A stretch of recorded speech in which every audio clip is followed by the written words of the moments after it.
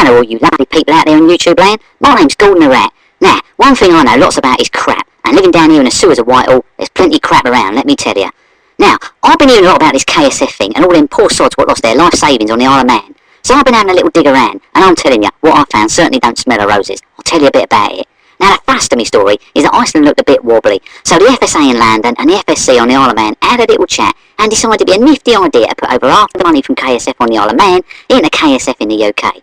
What happened? When the Icelandic banking system collapsed, the UK copped the lot. But why did Iceland collapse then? With their own fault, weren't it? The UK says the loss of people's life savings is all the problem for the Isle of Man and Iceland to sort out.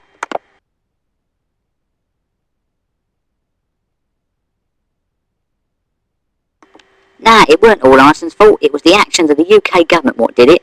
I've been reading about this Eva Jodie girl what's looking into the whole Icelandic business at the moment. I'm telling you, her word carries a lot of credibility. She ain't no lightweight either. She's an investigative judge and a member of the European Parliament, and she wrote in a Telegraph on the 2nd of August 2009.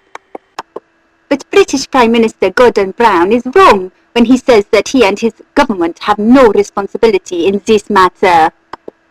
Now, Eva reckons there were far better ways to deal with things other than using the anti-terror legislation to squash Iceland. So anyway, why did the UK decide to attack Iceland in this way, like without a thought for what it would do to the poor sods with money in KSF Isle of Man? Well, apparently our very own Alistair Darling said that he had a little chat with his Icelandic equivalent Arnie Matheson. He reckoned that Arnie told him that he wouldn't honour any commitment to UK savers, so Darling felt right good about giving his country what for.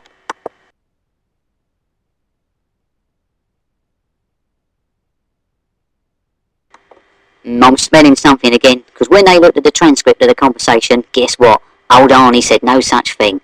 So when the old dirty deal of closing down KSF in the UK was done, the court papers relating to it all was sealed, and the order that no funds should be released without express permission from the UK Treasury.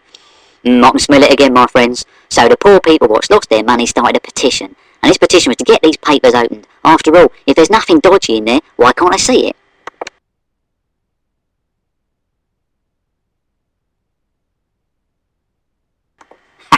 Now, I know I shouldn't laugh, but when the response came back from the UK government on the 4th of August, it was just a load of old waffle that didn't even start to say when the papers would be open.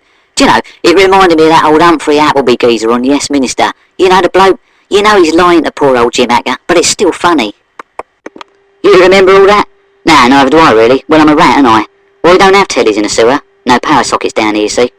Anyway, so you're out there thinking, why didn't the UK just give the money back so the poor bleeders that struggling to survive can have it back? When old Darling's technique was to try and convince the country that they're all tax dodgers. Cunning. That was so rat-like that I was proud of my boy, and I told him, there's a job down here for you if ever you wants it. Anyway, people, I'm getting that smell in my nostrils again.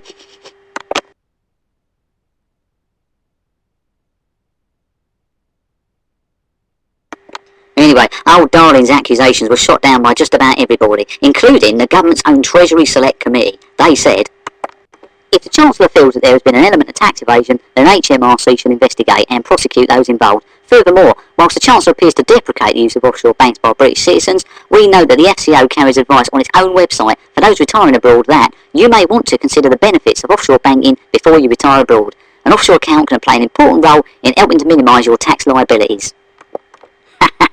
Sorry people, I know it ain't funny, but he looked a proper Charlie after that, didn't he?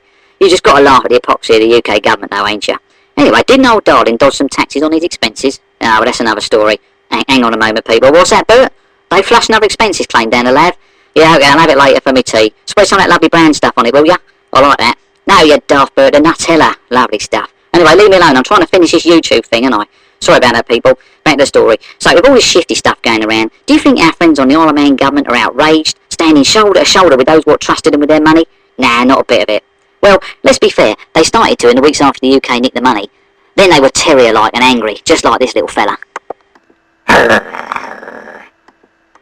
on people, the smell is there in my nostrils again, it's coming back, because magically by the time of the Treasury Select Committee in February 2009, the terrier had changed into one of these. I'm sorry, I'm so sorry, I clear all your mess up. I mean my mess up. Just please don't take away my offshore independence. So, during the Treasury Select Committee hearing, a cringeworthy Tony Brand, Chief Minister for the IOM, said, "Nah, don't worry UK, we got it wrong, it's all our fault and we take full responsibility, we'll sort it out." Well, that was very impressive. Now, why do you think he suddenly changed his tune and hung 10,000 depositors out to dry? What? You think I know? Listen, mate, I can smell crap easy enough, but this is something else. This is something very fishy. Better go and ask a cat about that one. Anyway, I'll leave you all with this thought.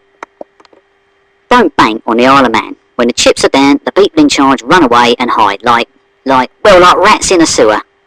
Maybe they ain't so bad after all.